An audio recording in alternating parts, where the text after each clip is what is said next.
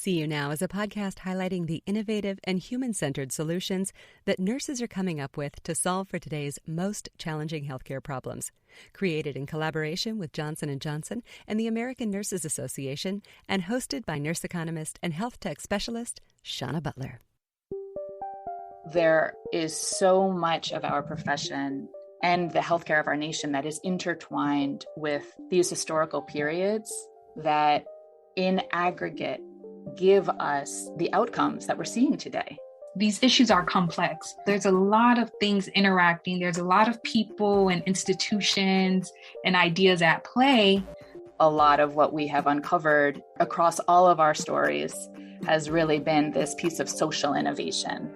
You have these organizations across the nation, and they're addressing these issues of Black health disparities in our communities. How do we deliver care to our communities who are excluded from the hospitals and clinics because they're Black? How do we increase opportunities for Black nurses and Black doctors to train? Social innovation as the process of developing and deploying effective solutions to challenge systemic social issues is embedded into who we are as a profession. That history is still alive today.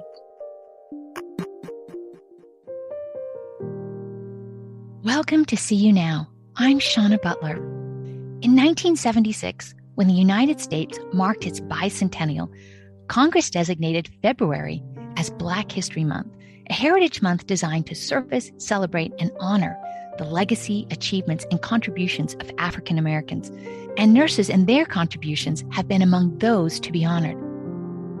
The nursing profession began to change when Mary Eliza Mahoney, celebrated as the first Black nurse in U.S. history, graduated from the New England Hospital for Women and Children nursing program in 1879 and earned a professional nursing license. While many African Americans served as nurses before her, Mahoney's success opened doors for future generations of Black women in nursing, and she would devote the rest of her career to making the profession more accessible to all. She championed increased access to nursing education and fought against discrimination in the profession throughout her career, supporting the creation of the National Association of Colored Graduate Nurses in 1908. The history of Black nurses in America had been marked by a struggle for access to education, to licensure, to career growth, to fair, equitable, and respectful treatment, and most fundamentally, to inclusion and having their contributions acknowledged, elevated, and written into the history and identity of nursing. As we come to the close of Black History Month and roll into Women's History Month, in this episode, we meet two nurse innovators on a quest to introduce you in fun and sticky ways to nurses you should know, and more importantly, why we should know them.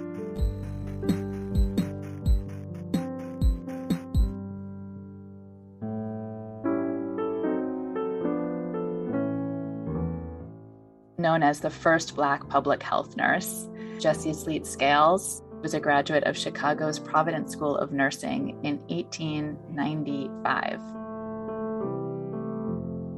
Nurse Frances Alvear is a civil rights activist in California. She was also a Black Cross nurse, which was a part of Marcus Garvey's UNIA organization.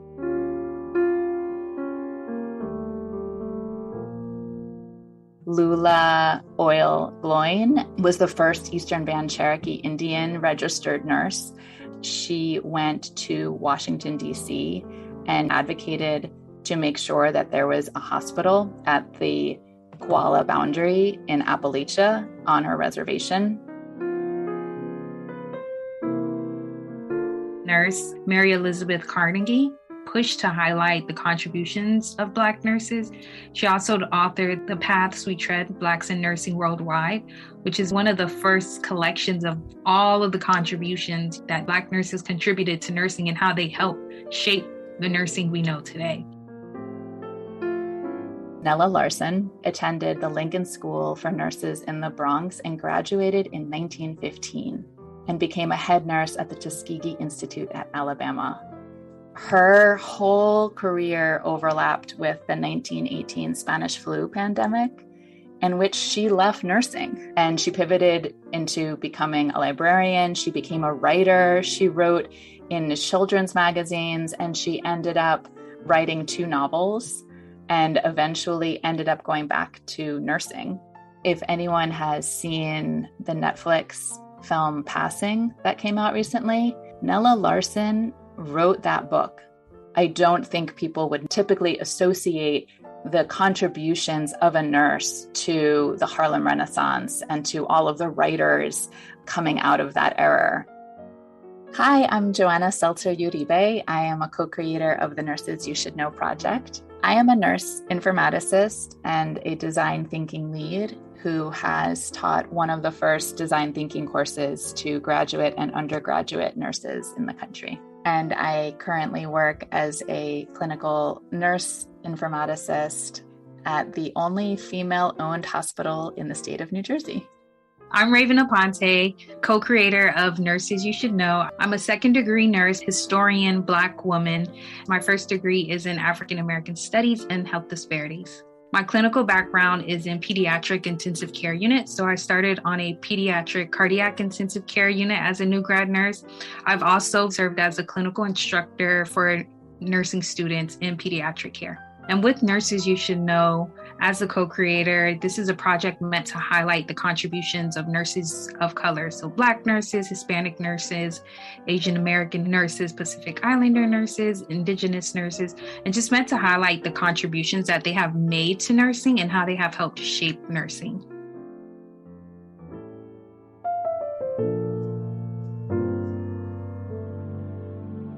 I once heard a very wise nurse philosopher say, everyone and everything has an origin story. Origin stories create the basis of collective memory, which in turn creates the elements of our identity and who we believe ourselves to be. And that wise nurse philosopher who I heard say that, and it really resonated with me, Joanna, was you talking about the origin stories of the nursing profession. And so I was curious if you could share the origin story of the project, Nurses You Should Know. Nurses You Should Know is an online micro-learning platform that is designed to intentionally center the contribution of nurses of color and expand our nursing narrative. The origin of the project started during some early doctoral work. I was doing some early research looking at the evolution of nursing education, and I was deep into a 1968 American Journal of Nursing issue. I was skimming through an article and there was a letter to the editor section, and I came across this letter that said, "Dear editor, I have read the editorial concerning the merits of integration, if there are any. I rebuke you and the American Nurses Association for supporting the Civil Rights Act of 1963. Either you are grossly ignorant, or it is your purpose to mislead your readers into thinking that this bill is in the best interest of Americans."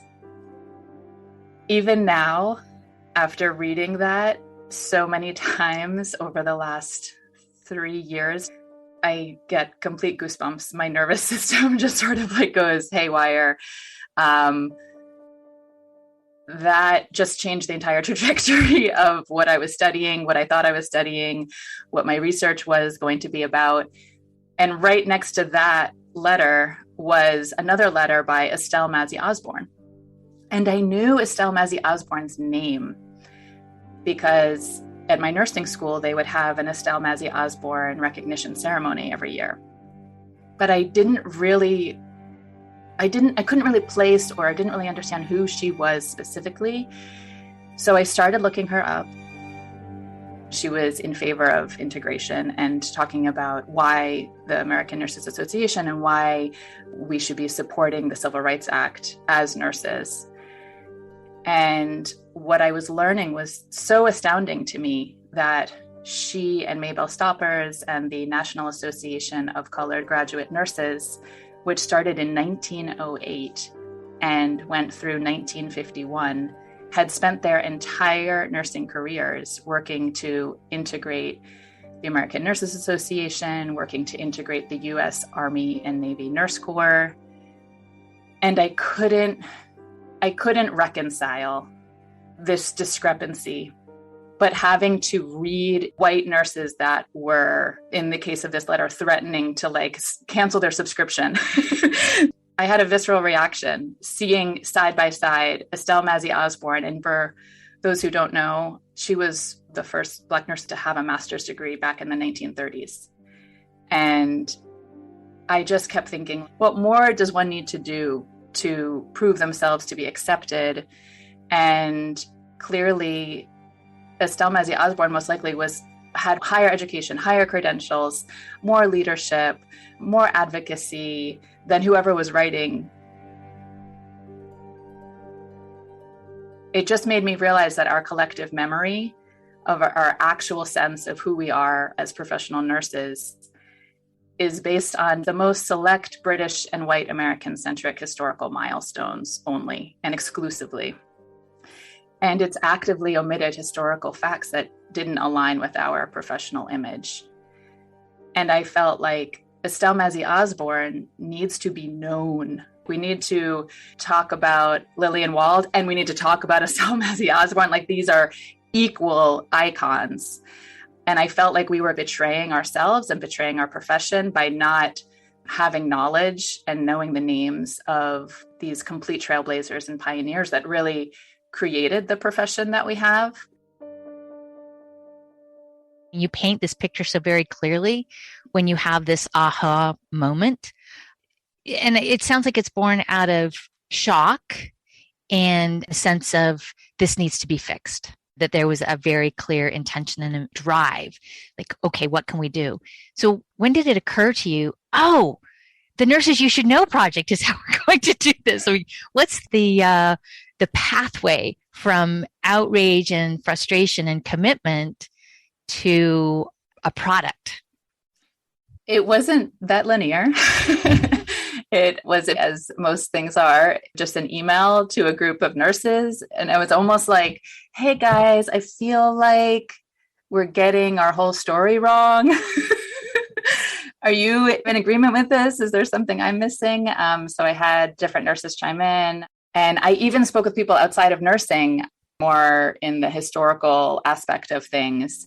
And people were sending me different articles. And so I was starting to compile different pieces of evidence and just conversation after conversation after conversation, emails. And then a bunch of us got together, and then next thing I knew, we were building a website. And next thing I knew, we were putting a logo together. And next thing I knew, we were starting to post out stories. So we launched in Black History Month of last year.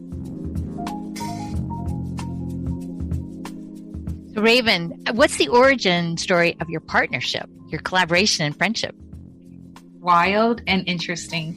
This is how we met. It's the middle of the pandemic, so we're virtual. So there was this app, it's called Clubhouse, and it's a social media app. It's audio only, so you can create groups and rooms and with a topic, and then you can join the room and you can just talk to people. So you can't see them, you can't message them, it's just all audio.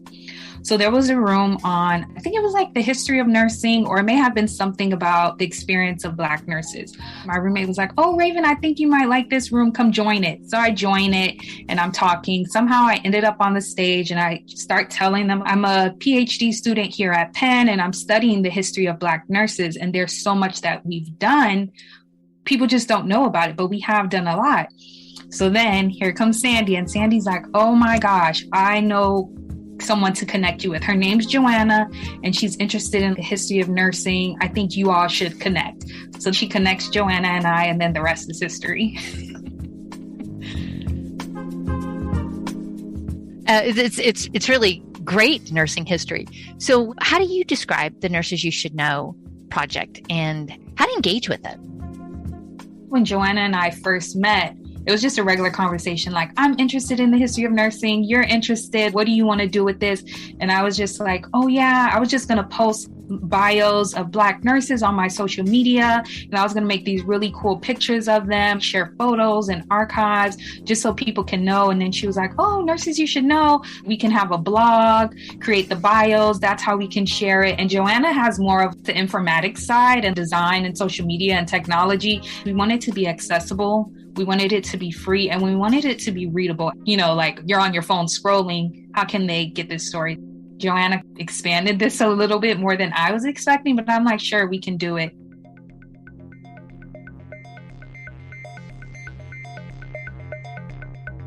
Ravenne Aponte has really been my partner in crime in launching our project, and we are really working to blend how to make historical education accessible and compelling so that nurses become more curious about our true origin story.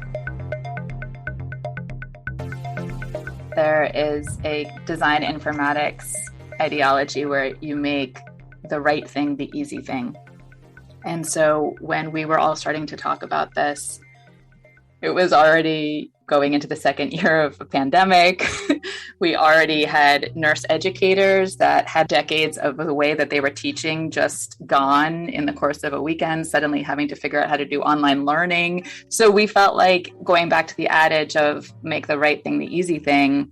When you learn something in a couple minutes, sometimes that can be stickier than sitting through a 2-hour lecture or a 12-hour shift. So that was our goal, something that really makes sense for the time and place right now. The core idea sparks my curiosity, builds a level of awareness. It's a reminder, oh yeah, there's this whole other history that I don't know anything about, that we haven't elevated, that we haven't celebrated, and that we're missing out on the learning from. And, you mentioned during the pandemic that maybe people haven't had time to look at history. What you're helping us to see is that healthcare, society, nurses, we've been through pandemics before. We've been through workforce crises and workforce shortages. The thing that I love about what you're doing is connecting the past and the present in ways that's really highly accessible, but also really relevant and a resource to look at and say, well, this is not the first time we've ever done this. What did we do in the past to solve it and to advance forward? So what have you learned about the role of understanding our history to solve contemporary problems? Focusing my research on the history of nursing has allowed me to realize a lot of our questions, a lot of our challenges and things that we're dealing with in nursing, there's not one answer to it because it wasn't caused by one single event. These issues are complex. History allows me to see there's a lot of things interacting. There's a lot of people and institutions and ideas at play. We have to address everything at one time. You can't just say, this is my one variable. This is what we're going to do to fix this one issue. History is like, it's a little bit deeper than that. And I think it allows me to contextualize things.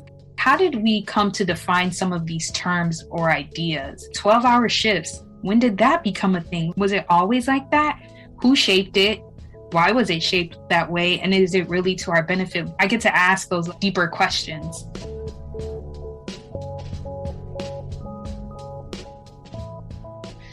Why is it important for anyone to know their history, and what gains and benefits do they accrue by knowing what their history is, by having that be a part of their identity? There is an adage, what isn't repaired is repeated. I feel like we have lost time, we've lost generations, we've lost decades where as a profession, we could have been walking the walk and we could have been really united and rooting for each other to succeed and being allies for each other. Instead, we've been fighting each other and trying to exclude each other. And I think that has really weakened us overall as a profession.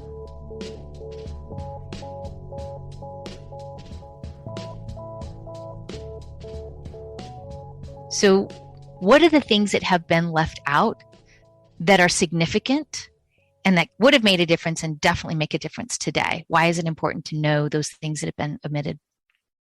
When you look at the history of nursing, who do we know? Who's our girl? Florence Nightingale. So, Lillian Wald, Clara Barton. So they're the first names that come up.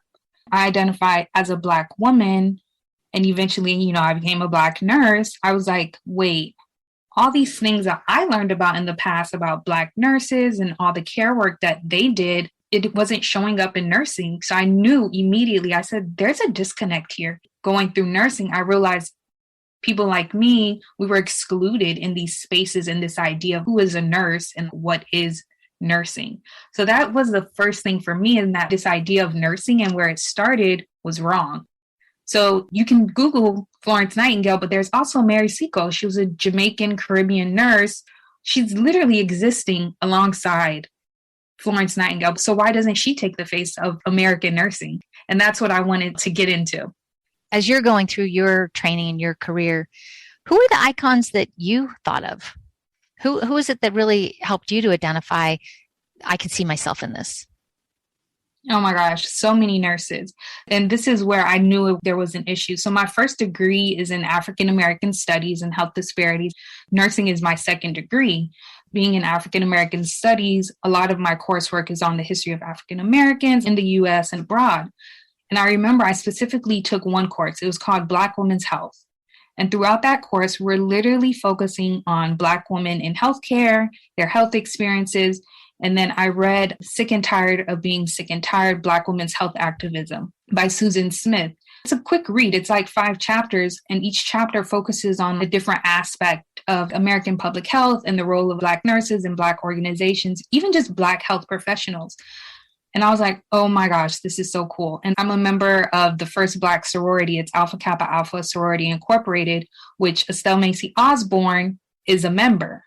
So I was like, oh my gosh, here is this nurse. And then that's where I got into the National Association of Colored Graduate Nurse. You learn about Ada B. Tomes. Then there's Mary Seacole. So when I got to nursing and it was like, Florence Nightingale, this is your nurse, the standard. I was like, no. So I think that's what I'm trying to do now. How do I highlight these Florence Nightingales for me as a Black woman and share it with other people? Not just Black nurses, but Hispanic nurses, Filipino nurses, Asian American nurses, Indigenous nurses. How do we get to highlight their Nightingales? Yeah. And there are so many nurses of color. Oftentimes we will phrase it as women of color, but there are nurses who aren't women. And that's a whole other piece of the history and the story that's been left out. And I'm curious, Joanna, you come from a human-centered design approach and a background, and you've got an incredible set of skills. So using that as a lens, what was the unmet need and the problem that the Nurses You Should Know project set out to address? We were trying to answer what if our professional origin story represented all of us. And I think in anyone that uses design thinking, when you're coming up with like a how might we question, how might we expand our nursing narrative? How can we expand our collective memory? Collective memory is this concept of there's what actually happened and then there's how people remembered it happening. Not only are we trying to narrow the representation gap, but we're actually trying to narrow the gap between what actually happened and what our collective memory is. There is a branch of design thinking called equity-centered design, and it takes pieces of design thinking and collective problem solving and being collaborative and being community-based, but a tenet of it is actually about history and healing. Where I draw from with that is that our profession, when you go through school, it represents itself as being very ahistorical. And through this project and through these last few years of research, it's actually completely historical. And that's what's been such a joy about working with Ravenne, because she has so much context, and I find ways that we can take something that's heavy and then pushing it out to people's phones. It's like we have to like level set our profession. And in some ways, I think we have a certain sense of compassion that like you don't know what you don't know. And I didn't know a single thing about really anything outside of 3 years ago stumbling upon this 1968 issue. And so we come through a lens of compassion that we want to really learn together.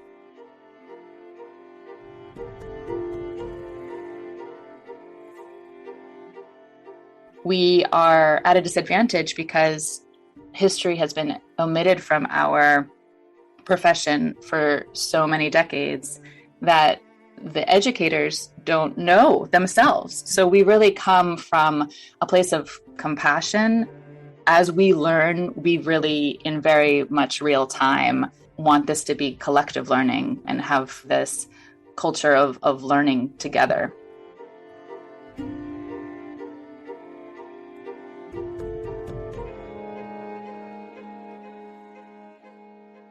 nursing historians, the history of nurses, the study of nurses in history, nurses who have been left out of history. I'm just amazed, Ravenne, that there's this whole center of research, that you're doing a PhD on all of this. So can you tell us more about the Barbara Bates Center for the Study of History of Nursing? I mean, how did you find it and what are they doing? I never thought that there was a pathway to specifically study the history of nursing. I thought I was going to have to go to a history PhD program to even get into this work. So one day after a shift, I'm like, oh, let me just Google PhD program, see what I have to do to apply. I literally just put in history of nursing PhD program and the Barbara Bates Center pops up. And I'm like, oh, wow. I see that there's this whole center located in Philadelphia dedicated to the study of the history of nursing.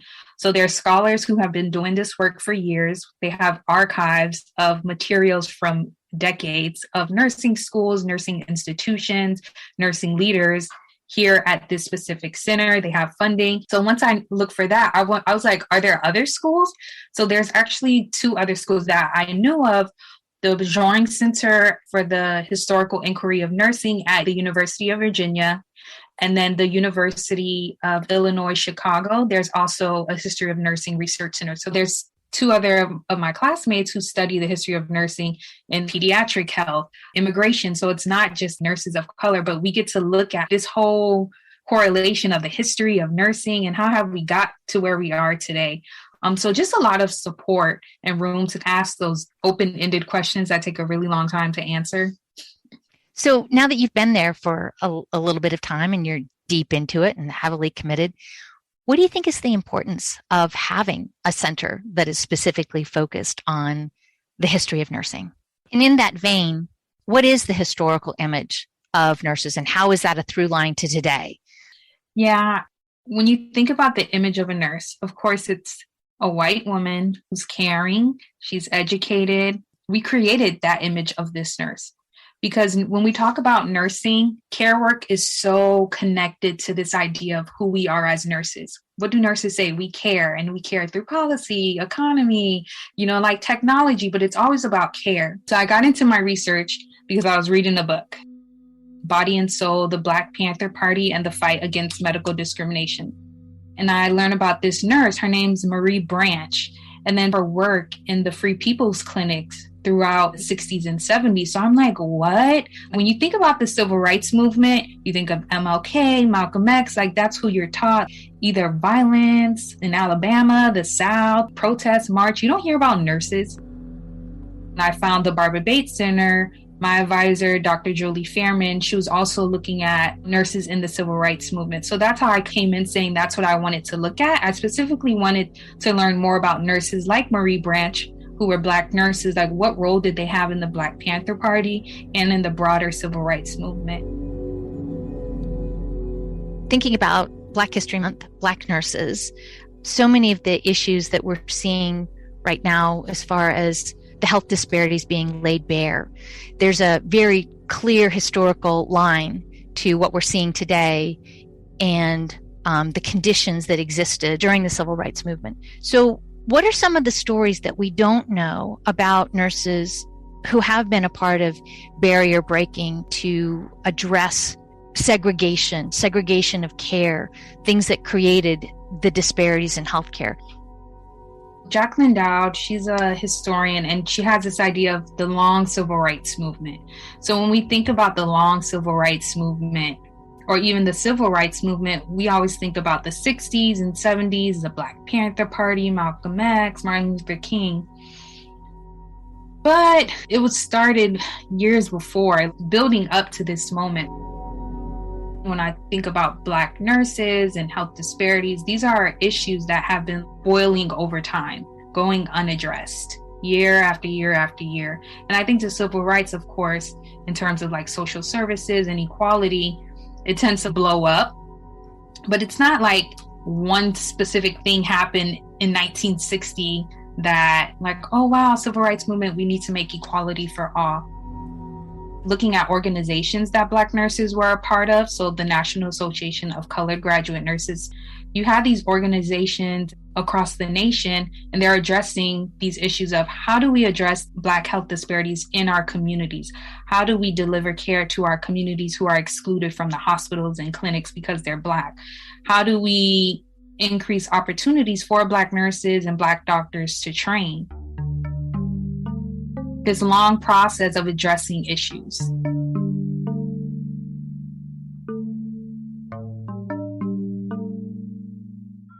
Who are some of those nurses that have been the social justice leaders in creating integration across care settings, across the disciplines, across training?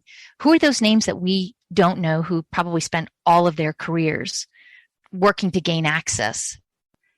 There's so many different people working in different spaces that coalesce. And, you know, when you look at the National Association of Colored Nurse Graduates and Ada Toms, this is work that started in 1908.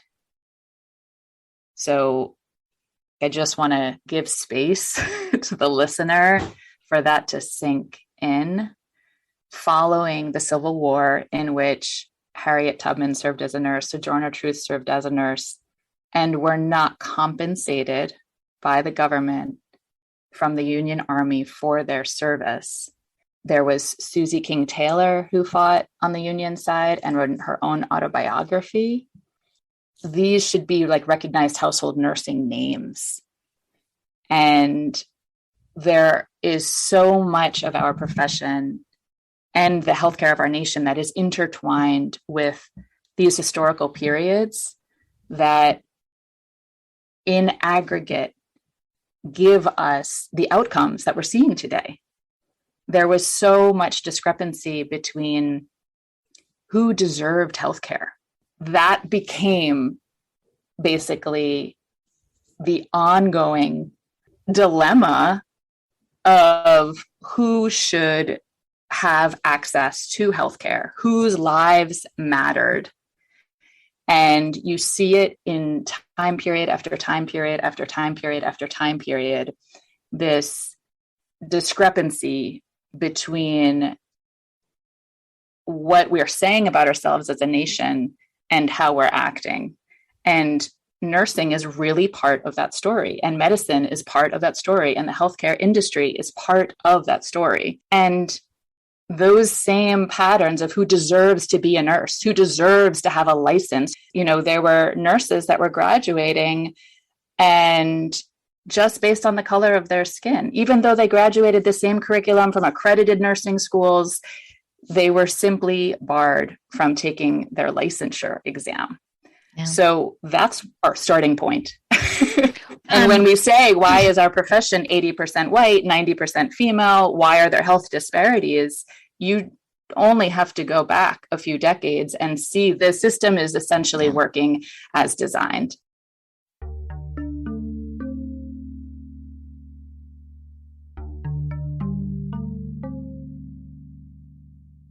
Joanna, you mentioned racism in nursing. The 2021 National Commission to Address Racism in Nursing. And so this is the first in nursing's professional history to do this. And they've set out to examine the issues of racism within nursing and describe the impact to nurses and patients and communities, you know, the whole healthcare system. And really to serve as a motivation to confront racism. This is a really big deal. So given all the work that you've been doing, what impact do you think that this is having on nursing and healthcare? I just want to publicly commend and shout out everyone that has been involved in this incredible work. And it's painful work, and it's hard, and it's challenging work. And it's so necessary. And what I feel like the gap that this commission is closing is that it's bringing to light the lived experiences and decentering the white experience of nursing. For myself, I can enter into the profession. I can move fluidly throughout my career unless you're actively seeking to understand how other people are experiencing the same profession, the same hospital, the same nursing school. you could miss things and you can end up contributing to a problem inadvertently. When we have national nursing organizations that are representing all nurses, what happens is, because of our professional history and because of our entrenched narrative, the default centers white female interests. And so I see all of the work of this commission as really trying to expand and include all nurses truly. When you look at the authorship of all of the organizations that came together to write it, these are the words and the documents and the policies that I really think are going to hopefully profoundly affect the trajectory of the profession going forward.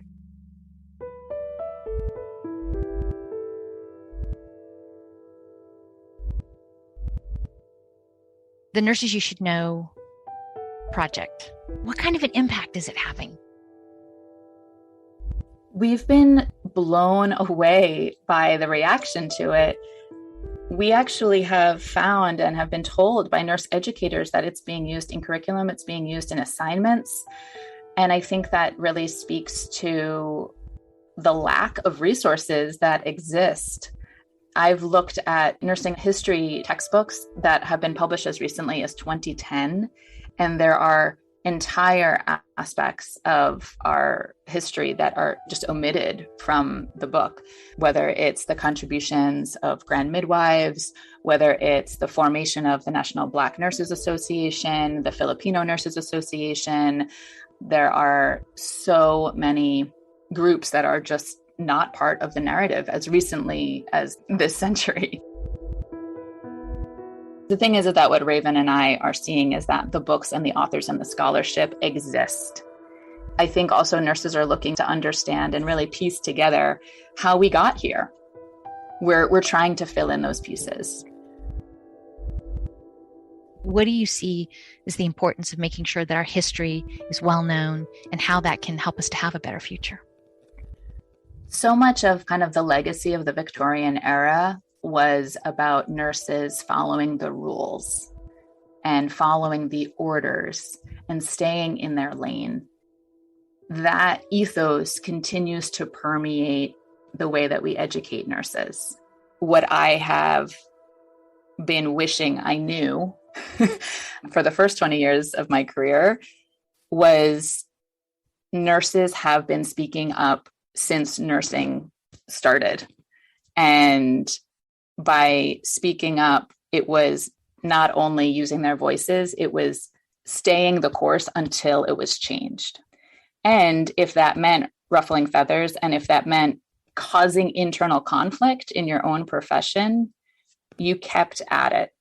And I think there is this association of subservience that we've inherited again from this Victorian image that has really not served us, because there is in some ways this feeling of like, I don't know. I don't know if I should really. It's not my place. Yeah. It's not my place to speak up or to say so. And it seems like the stories that you're unearthing and sharing have said, no, actually, we do have a very strong tradition and history of speaking up, of being activists, of being rebels and troublemakers and change makers. Yeah. You can add to that list. Yeah. Yeah. I mean, there is this amazing nurse that we featured, Sally Tucker Allen. She was getting her doctorate degree and she realized that there was really no way for their Black nurses to locate each other. This was before the internet. How could they find each other and support each other? And she created the Association of Black Nurse Faculty in 1987. This is, post-civil rights, when everything should have been integrated. And through that, she realized that a lot of the research was not being published in the mainstream nursing journals. So she created her own publication company. And she created the Journal of Cultural Diversity, which still exists today. So I think there's this thing of you don't need permission. You don't need to wait for the committee to approve and wait 5 years for you to get that green light. If something isn't working, In true nurse fashion, you go about fixing it. And what ends up happening is that you end up fixing it for the generations after you as well. So a lot of what we have uncovered as a theme across all of our stories has really been this piece of social innovation. That social innovation as the process of developing and deploying effective solutions to challenge systemic social issues is embedded into who we are as a profession. When we talk about the history of nursing, we tend to think about things in the past, way back when, but that history is still alive today. When we talk about history, we're talking about things that probably happened 10, 20 years ago. So a lot of these sources are still here. There are so many nurses who haven't shared their stories and their experiences. For me, it's realizing that history is still alive today. It's not all in the past. I wanted to just loop back with you, Shauna, about how you're always talking about this broader umbrella theme of innovation, but this idea of how innovators are people that really see what other people are not seeing.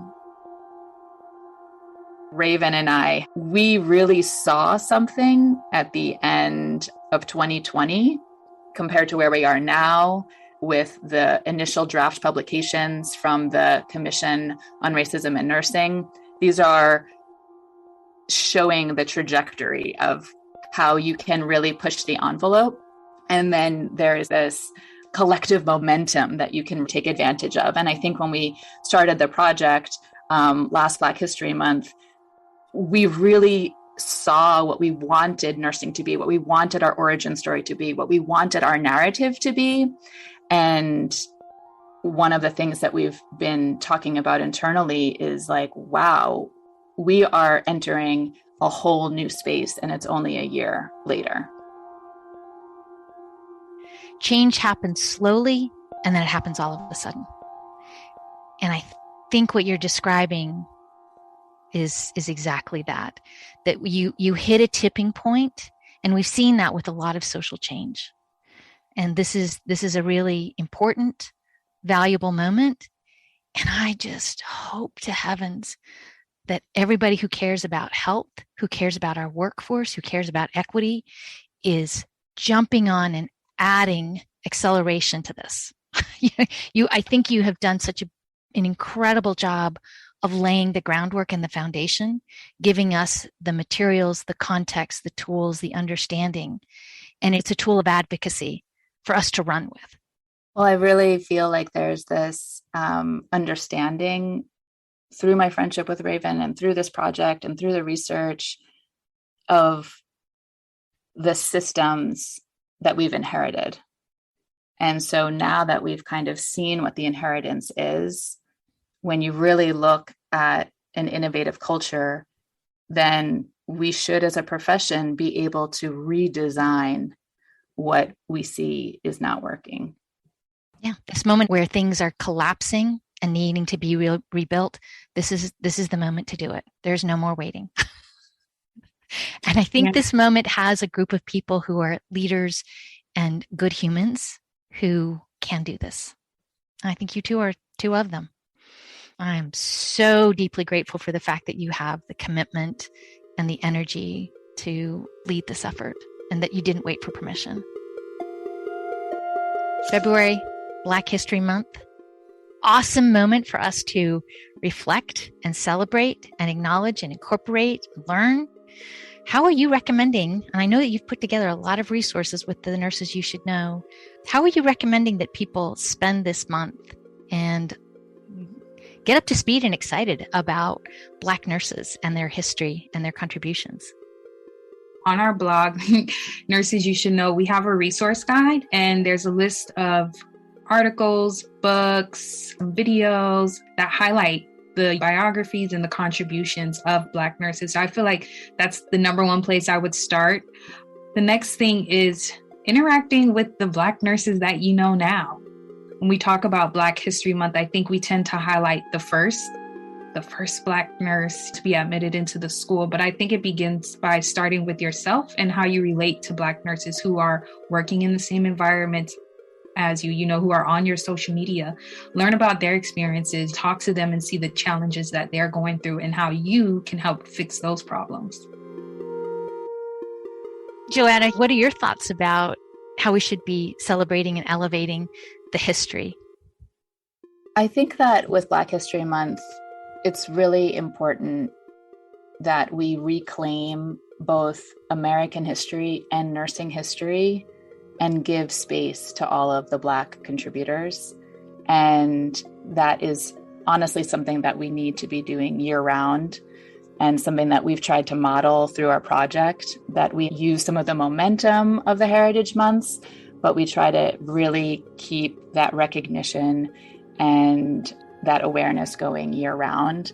I also think that there is, in our Western biomedical model of nursing, there is this sense that when we train people, we are really focused on race in a way that makes people's race as the reason why their health is the way it is, instead of looking at the situation and the social determinants of health around why there are systems that have created those health outcomes. So I think it's really important, as you're going through education, as we're reading articles, as we're reading studies, to constantly check the bias that is built into the information that we receive, allowing the month to be not about us as white people, and stepping back and really listening. Our main goal is that we hope people take away from these stories that they do have the power and the agency to speak up and be confident that they can change nursing. Even though we've been excluded, often rendered invisible, that we do have the power to change the way nursing is. Nurse Ravenne Aponte is the co-creator of Nurses You Should Know, and a Fontaine Fellow at the University of Pennsylvania School of Nursing in the Barbara Bates Center for the Study of the History of Nursing, where her research focuses on the collaboration between Black nurses and community-based organizations in addressing and reducing health inequities. Raven's educational, clinical, and life experiences contributed to her research interest in the history of nursing and workforce diversity. Joanna Seltzer Uribe is the other co-creator of the Nurses You Should Know project, a nurse informaticist, a leader in design thinking education, and completing her doctorate of education in organizational change. Her forthcoming dissertation is titled White Nurses, White Spaces, and the Role of White Racial Identity in the American Nursing Profession. Nurses You Should Know is an online micro-learning platform centering the contribution of nurses of color, how they've helped shape nursing, and designed to expand and course correct the nursing narrative.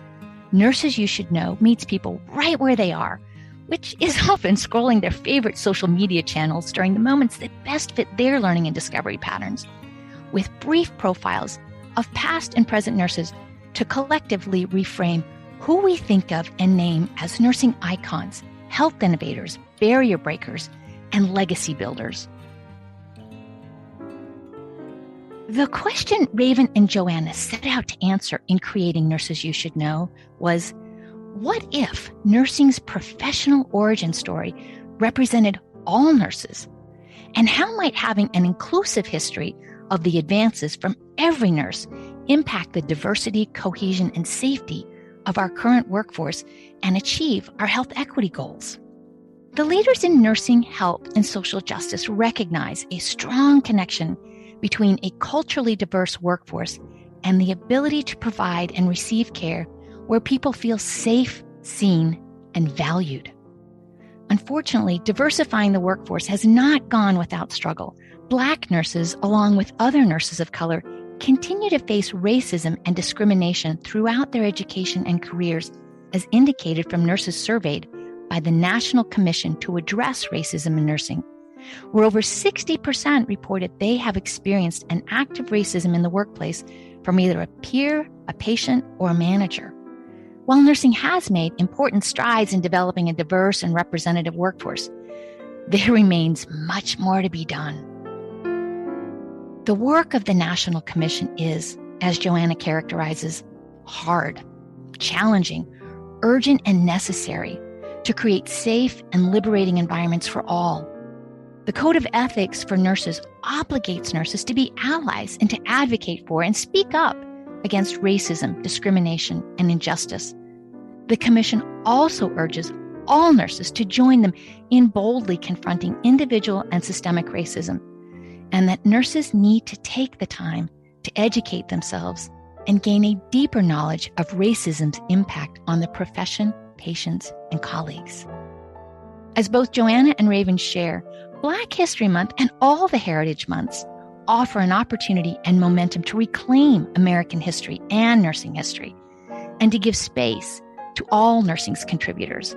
And that it's something that we can be doing year-round, and exactly what the Nurses You Should Know project models and makes readily accessible. And when it comes to celebrating a Heritage Month, as Ravenne suggests, history is alive and being made all around us, and that it starts with each of us learning about the nurses of color working with us, learning about their experiences, the challenges they're facing, and how you can fix those problems. Nurses You Should Know: Mary Seacole, Hazel Johnson Brown, Eddie Bernice Johnson, Monica McLemore, Ernest Grant, Lauren Underwood, and so many more. It's a fascinating and inspirational list. May their stories, careers, contributions, and courage symbolize the transformation we must have. And may we always know and say their names. For See You Now, I'm Shauna Butler. Thanks for listening. Nurses are transforming healthcare through innovation, compassion, and leadership. And Johnson & Johnson is proud to continue its 125-year commitment to champion nurses through recognition, skill building, leadership development, and more. The American Nurses Association is dedicated to building a culture of innovation. Nurses improve the lives of patients and communities through innovative thinking, empathetic connection, scientific rigor, and sheer determination.